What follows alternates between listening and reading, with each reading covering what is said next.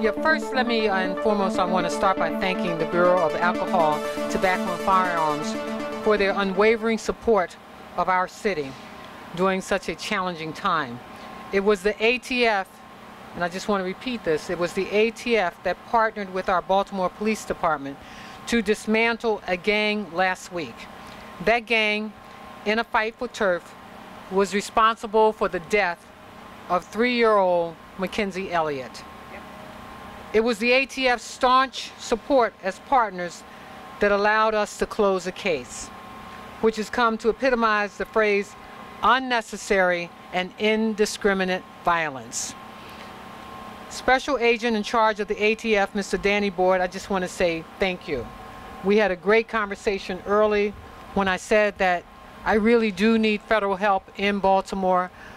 This challenge is bigger than all of us, and we needed the federal assistance. The conversation with you and my police commissioner, I believe, is what has allowed us to end up where we are today. The introduction of the National Integrated Ballistic Information Network, or do you say NIBIN? NIBIN.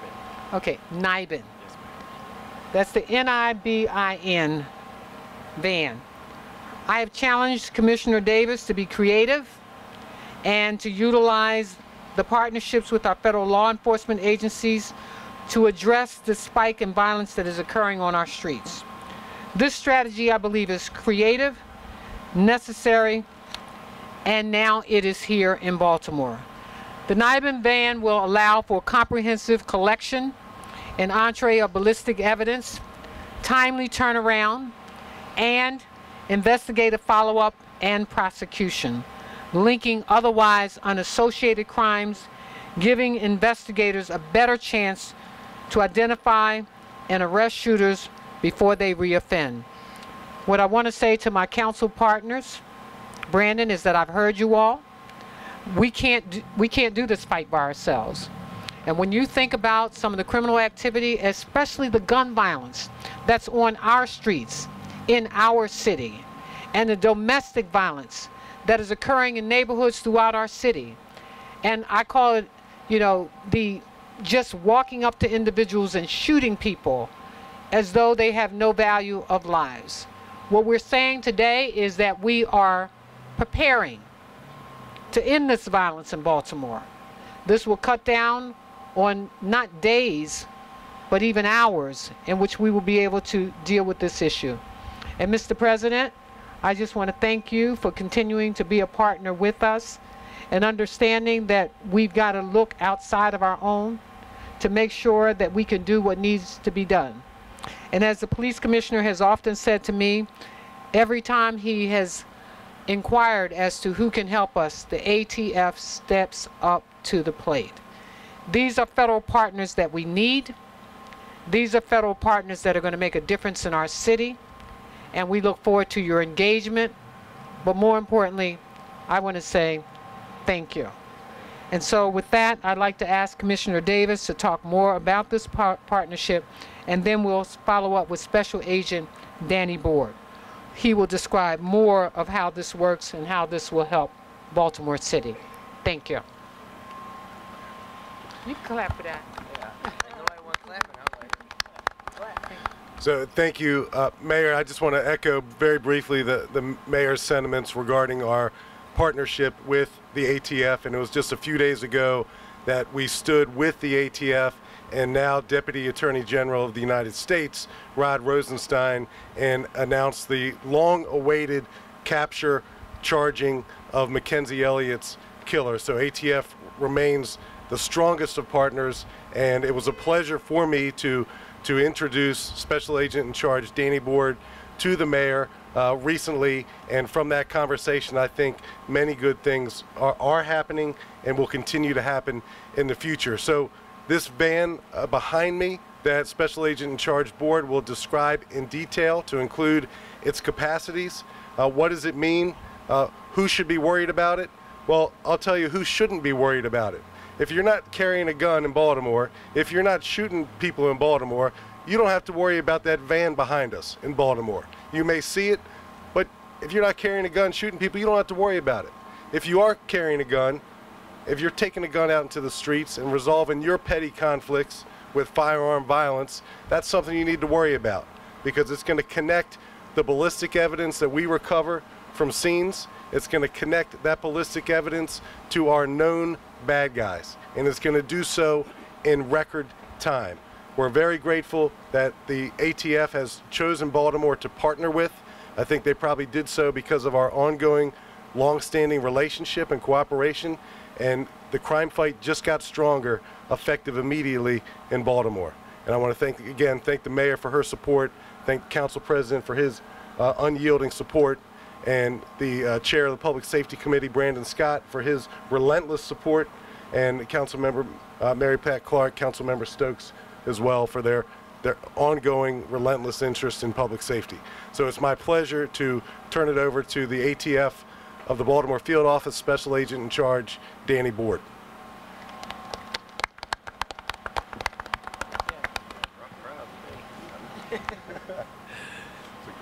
Good afternoon. Again, my name is Daniel Board. I'm a Special Agent in Charge for ATF Baltimore Field Division. This is a proud day for us here at ATF and for the City of Baltimore. This is the initial national deployment for ATF of our NIBIN van. It's the National Integrated Ballistics Imaging Network van. It's basically a mobile forensic lab. It is, as I just said, this is the first of many nationwide. But the primary purpose, regardless of where it's deployed and how it's deployed, is that it is to solve violent crime and provide expedited laboratory results and expedited laboratory leads that can be provided to agents and detectives, just like here in Baltimore, that we can use to solve firearm-related violent crime. The opportunity to actually put those leads together and solve and identify persons who have been responsible for multiple homicides, multiple shootings by the same gun, by the same person, that ability to us, as the Commissioner just said, has been greatly enhanced. Although I have from ATF, our Chief of the Firearms Operations Division, Jim Ferguson, here to answer some of the specific questions about our NIBIN mobile van, there is one thing that I want to make sure I point out, is that the Baltimore City Police Department's forensic lab has done a great job as they improve the way that they process all their firearms evidence. But what this does, this van and this technology and the way that we will now do business throughout the country is the game changer. It is the difference between getting laboratory leads and results in a matter of days or weeks or months, and getting lab results and leads to our detectives and our agents in a matter of under 4 hours. So instead of an offender being arrested in possession of a firearm and being released before we can ever figure out what else that firearm or that person has done, we'll have that information, that lead in hand, before they even have the opportunity to make bail or to make bond. And that is a difference maker for all firearm-related violent crime throughout the country, and it's all going to start here in the City of Baltimore. Right. At this point, I'd like to ask Chief Ferguson to come up just to speak to you for a few moments about the intricacies and the inner workings of our van. Chief, what are you doing over there? What are you doing way over there, Chief? Okay, sorry. Good to see you. It's like a walk-on. Thank you all for coming. As Danny said, my name is Jim Ferguson. I am the Chief of the Firearms Operations Division here for ATF. We've designed this concept with the evolution of technology. Things have gotten a lot faster, a lot smaller, and given us the ability to take our NIBIN equipment and put it into the van, bringing this ability to supplement and augment state and local resources in a matter of seconds. The second we roll up to this, whether it be a police department or a crime scene, we can start capturing the images of ballistics recovered and start comparing those to everything else that's in the network to determine leads that active investigations will be able to assist them and hopefully bring an offender to justice. So that's all I have at this particular time. We'll definitely be showing you the inside, the inner workings of the van and what it's capable of and how it will operate, but we can certainly take any questions as well. Any questions? Do we know how many shootings have been repeated offenders? Do you have any statistics on So I don't have any hard numbers to share with you at the moment, but the violent repeat offender community in Baltimore is known to us, and the challenge is connecting those violent repeat offenders to evidence. And this evidence recovery mechanism behind us today will expedite that process. So it won't be a retrospective investigation that gets somebody down the road. It'll be something that we have right now. But the violent repeat offender community is a known community to law enforcement. And I think part of what was said a little bit earlier is that oftentimes it can take 4 to 7 days, and now we can do it in hours. Okay. Any other question? As long as we want. Did you say as long as we want? I would like to be able to say that it's going to be here forever, but my anticipation is that the initial deployment, although it was initially planned for weeks, I actually anticipate it being here for a full month before we actually take it to another city, but then to bring it back in to make sure that all of our processes that we're working on with the City Police Department have been improved to the point where all NIBIN processing happens immediately, just like it will with this van. Isn't the effectiveness dependent on how quickly evidence that you collect or have collected in the past gets into the system? That is part of the rationale behind the van, but it's also the manner in which we set our protocols about how quickly we provide that evidence that's been amassed from the analysis back to our detectives. This van is the start of that. The NIBIN technology is the means by which it's done. The sooner we actually get that intelligence back to our agents, back to our detectives, the sooner they're solving those homicides. So at the scene, you go to the scene of a shooting, and there are shell casings, obviously, or bullets, so you can enter on site. I mean, we can. That's correct. Let me also acknowledge Charles Bloomquist, who's with the State's Attorney's Office.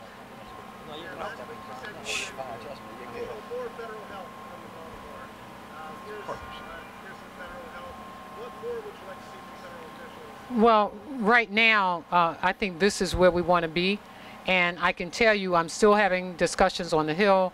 We're having discussions with we will have discussions with our new Deputy Attorney General because he is a friend of Baltimore.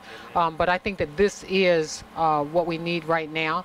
And I think I had a conversation just recently, even with our federal delegation, asking what kind of help they can give us. And you know that we're still looking for help for the DOJ, for our consent decree. We know how much money, well, at least we've begun to estimate what that cost is going to be. We've added, I think I've told you, about $11.5 million to our budget. $2 million came from the state. Any other questions? All right, you all ready to take a look in the van?